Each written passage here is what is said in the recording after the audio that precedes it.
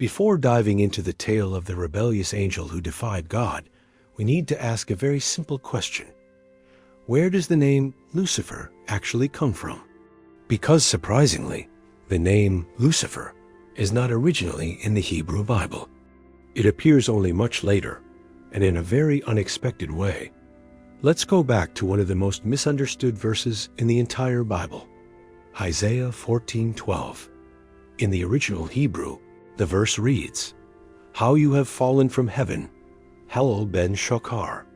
That phrase, Halal ben Shakar, translates as shining one, son of the dawn, or morning star, son of the dawn. Nowhere in that Hebrew sentence is there a character named Lucifer.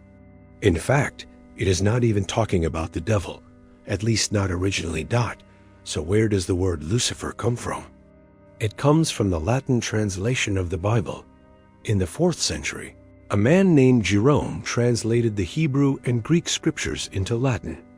This translation became known as the Vulgate, and it was the standard Bible used in the Western world. For over 1,000 years, when Jerome came to Isaiah 14:12, he had to translate Halal, which means shining one or light bringer. The Latin word for light bringer is Lucifer, from lux meaning light and fair meaning to bring. So he wrote, Quomodo cecidisti de Caelo Lucifer fili aurori. That is how the name Lucifer entered the Bible, not from Hebrew, not from Greek, but from a Latin translation of a poetic phrase. And originally, it was not a name at all. It was a title describing brightness, glory, and brilliance. So here is the twist. In the ancient world, morning star was a common poetic symbol. It referred to the planet Venus, the brightest object in the sky before sunrise. And in Isaiah's time, it was often used in literature to represent kings or powerful rulers who thought they were divine, only to be brought low. In fact, Isaiah 14 is not talking about Satan. It is talking about the king of Babylon, a human ruler who became arrogant and thought he was greater than the gods. The prophet mocks him using cosmic imagery, saying that he tried to rise like the morning star, but was cast down. Later, Christian writers, reading the Latin Bible, began to connect this passage with other parts of Scripture that talk about prideful angels and falling from heaven. Over time, Lucifer became a name, and it was reinterpreted as referring to Satan. But that is a theological development that came hundreds of years later. So when people today think that Lucifer is the devil's original name, they are actually repeating a misunderstanding based on a translation choice, not the original meaning of the Bible. The name Lucifer was never meant to be the name of a fallen angel. It was a Latin word for the morning star, a poetic symbol for human arrogance, not demonic rebellion. And yet this one word, misread and reimagined, would go on to shape centuries of Christian belief, art, and fear. In the next part, we will go back even further to ancient Greek mythology, where a different kind of morning star shows up. And it might surprise you just how similar it is to what we now call Lucifer. Long before the Bible was written in Latin, and even before many of its books were composed, the ancient Greeks already had a rich tradition of myth and astronomy. Among their many stories, there was a celestial figure that shines bright in the early morning sky, the planet Venus. To the Greeks, Venus had two identities. When it appeared just before dawn, it was called Phosphoros, meaning light bringer or bearer of light. This name is the Greek equivalent of the Latin word Lucifer. Both Phosphoros and Lucifer are titles, not names, and both describe the same object in the sky, which is the morning star. The Greeks also called the same planet Hesperos when it appeared in the evening. They believed at first that these were two different stars, one that rose in the morning and another that appeared at sunset. Eventually, they discovered it was the same celestial body, a single planet seen at different times of day. So what does this have to do with Lucifer? It all comes down to symbolism. In Greek mythology, the morning star was beautiful, radiant, and full of promise. It was the first light that appeared before the sun, but it never became the sun. It was always just ahead of the dawn, and always faded as the sun rose. That made it a powerful symbol. The morning star was bright, but not eternal. It could rise, but would eventually be eclipsed by something greater. Over time, this image of something that tries to rise above, only to be brought low, became a poetic way to talk about pride and downfall. Greek literature often used this kind of imagery. The idea of reaching too high and falling back to earth was a common theme. We see it in the myth of Icarus, who flew too close to the sun and fell. We see it in Phaethon, the son of the sun god, who tried to drive the chariot of the sun and crashed. These stories are about the limits of power and what happens when someone tries to become more than they were meant to be. The morning star fits perfectly into that pattern. It shines brightly and seems powerful, but only for a moment. And it disappears. When early Christian thinkers began reading the Hebrew scriptures through the lens of Greek ideas and the Latin language, they started to connect this symbol with something more than just a human king. They saw in Isaiah 14 not just the fall of Babylon, but the fall of a heavenly being. The symbol of the morning star, already known in Greek and Roman tradition, took on a new meaning. The name Lucifer, borrowed from Latin, and the image of the morning star, rooted in Greek thought, started to blend into a new character. This character would soon become known as the fallen angel who defied heaven. But that transformation did not happen overnight. It took centuries of interpretation, storytelling, and theology to reshape a poetic image into a cosmic villain. In the next part, we will explore how early Jewish and Christian traditions began to describe rebellious angels, and how those ideas eventually merged with the figure we now call Lucifer.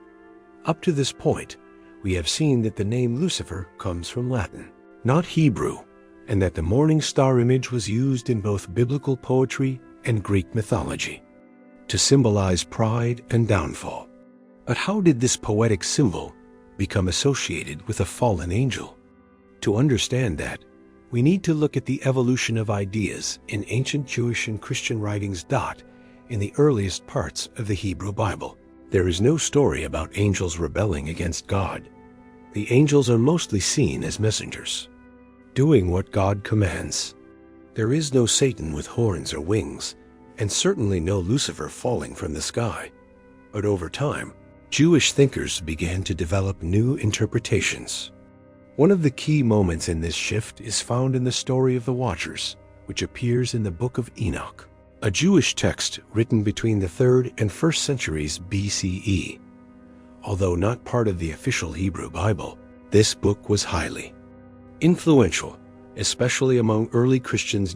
In the Book of Enoch, a group of angels descends from heaven to earth. These angels, called Watchers, are supposed to watch over humanity. But instead, they fall in love with human women and have children with them.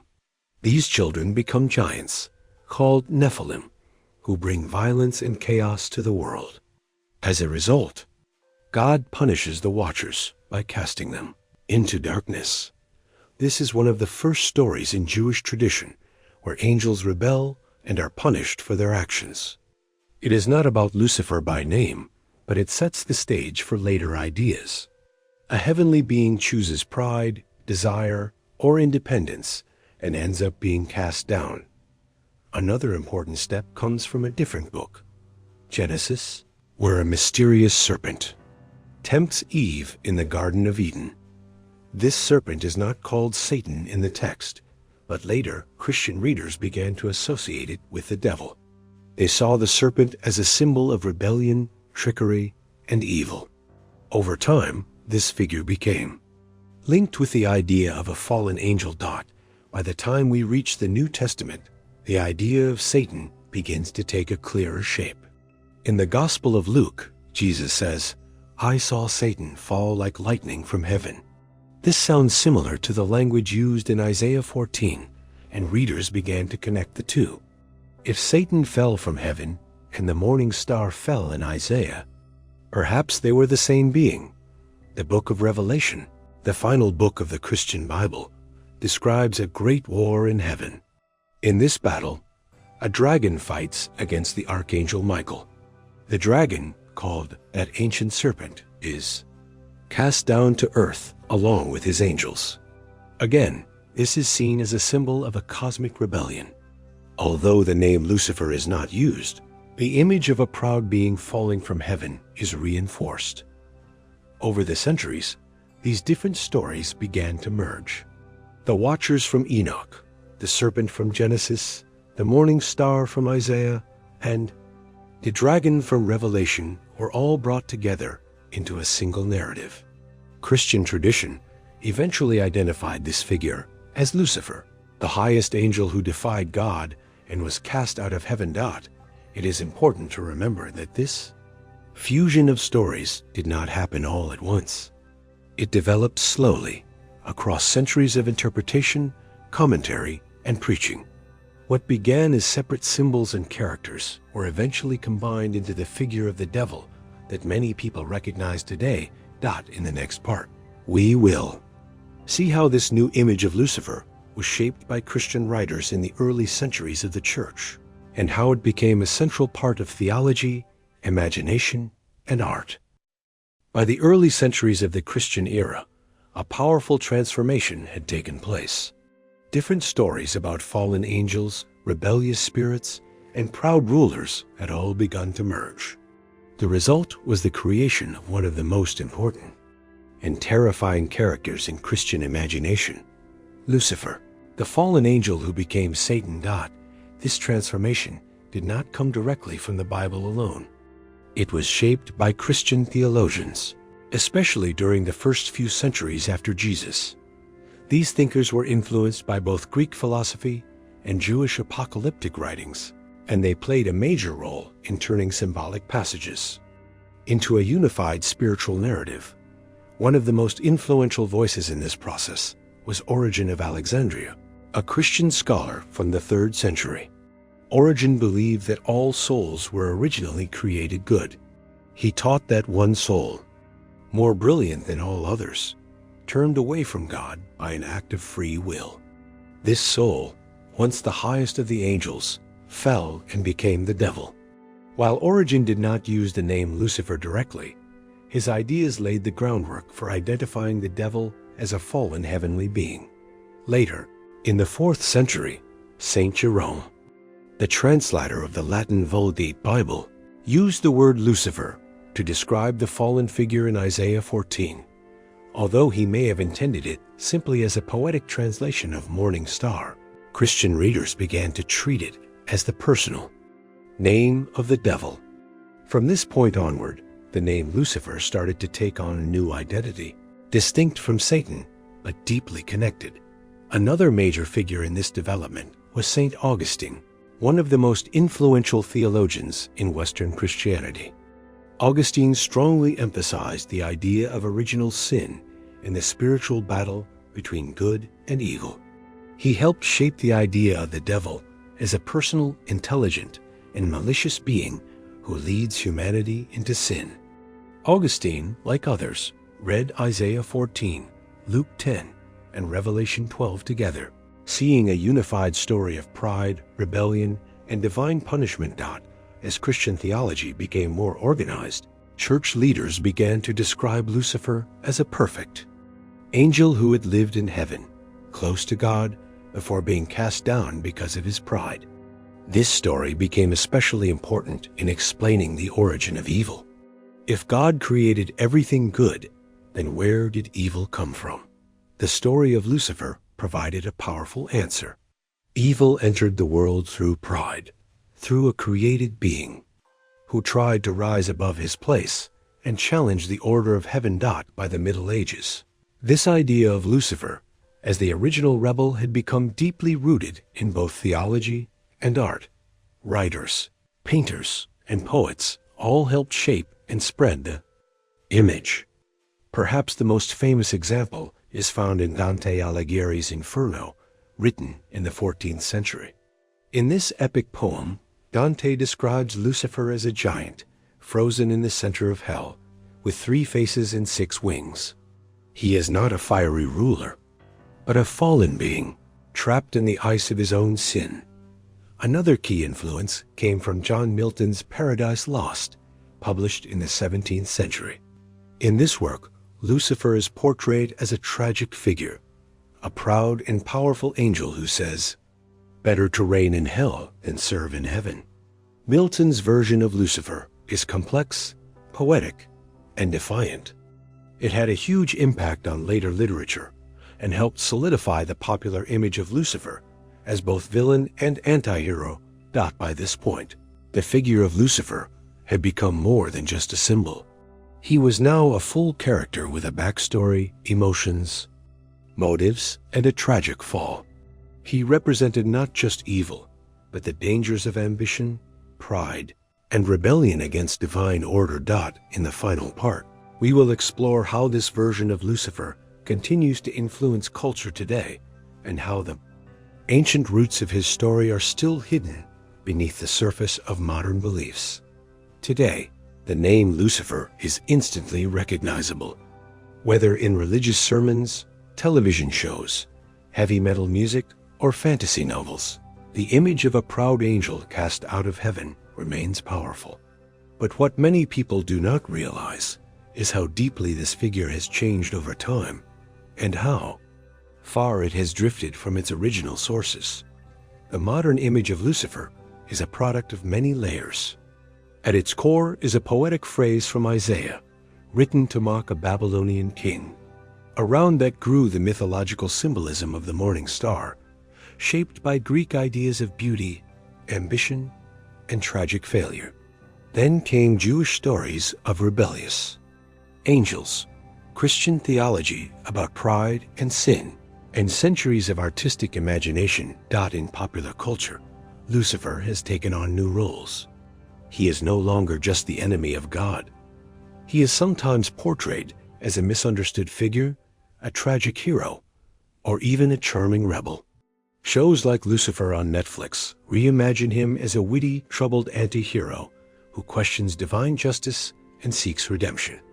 These versions are far from the terrifying Satan of medieval sermons or the monstrous devil of church doctrine. Why has this change happened? Part of the reason is that modern audiences are more interested in complex characters than in simple villains. The idea of a character who falls because of pride, who defies authority, and who suffers for it is emotionally powerful. It speaks to human struggles with identity, freedom, and failure. Lucifer, once a symbol of evil, has become a mirror for the human condition. There is also a growing curiosity about the real history behind religious symbols. People are asking where these stories come from, how they evolved, and what they originally meant. When we trace Lucifer back to his roots, we find a much more complicated story. We find translations, metaphors, ancient astronomy, political messages, and shifting interpretations. This does not mean that modern beliefs are wrong. It simply means that the story is richer and more layered than it first appears. Lucifer is not just one character. He is a collection of ideas, drawn from many cultures, stitched together over thousands of years. Even within Christianity, different traditions view him in different ways. Some emphasize his role as the tempter and accuser. Others see him as a necessary part of the spiritual struggle between good and evil. And still others question whether the story of Lucifer is even about a real being at all, or simply a symbol of human pride and the consequences of moral failure. Beyond religion, the story of Lucifer raises big questions. What does it mean to rebel? What is the cost of ambition? Can someone fall and still find redemption? These are the kinds of questions that keep the character alive, not just in churches, but in movies, books, music, and even psychology. In the end, Lucifer is more than just a fallen angel. He is a symbol that continues to evolve. From a Babylonian king to a Greek morning star, from a Latin translation to a cosmic enemy, and from a medieval monster to a modern anti-hero, his story reflects the changing values, fears, and hopes of humanity. The next time you hear the name Lucifer, remember that it did not begin as the name of the devil. It began as a word for light. And like all symbols of light, it tells us something not only about the heavens, but about ourselves.